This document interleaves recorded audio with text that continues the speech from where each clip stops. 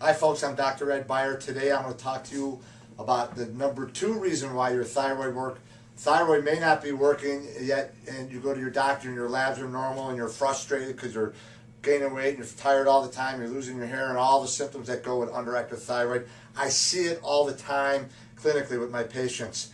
Number 2 reason why your thyroid is not working. Last week we talked about how a problem in the brain creating dopamine and serotonin affect brain function and thyroid function. Today we're going to talk about something else, inflammation. Inflammation will shut down your thyroid function, and here's how. Your thyroid hormone in your gland is controlled by 2 areas in your brain. One of them is called the hypothalamus.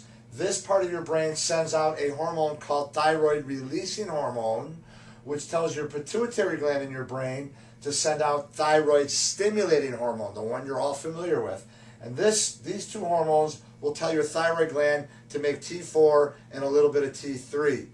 This part of your brain, the hypothalamus, and this part of your brain, your pituitary gland, will shut down when you have inflammation.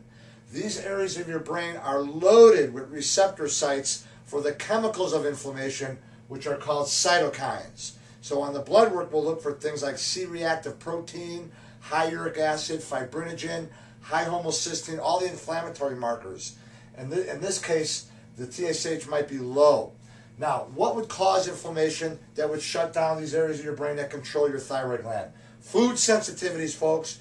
I'm telling you, the food we eat today is so different than the food we ate 30, 40 years ago. It's been genetically modified, and a lot of our immune systems think that it's a germ that we're eating instead of food because it's chemically different, and our immune system reacts to it and causes an inflammatory response. Another one is hidden infections, chronic viruses like herpes virus, simplex, or cytomegalovirus, Epstein-Barr virus. We look for those. If your blood sugar is going too high or too low, that'll trigger an inflammatory response. An inflammatory diet. The standard American diet is super inflammatory. So we look at that. And autoimmune disease, which is actually the number 1 cause of underactive thyroid, but that will trigger inflammation. If you have inflammation, thyroid doesn't work very well. I'm Dr. Ed Beyer. We'll talk to you soon.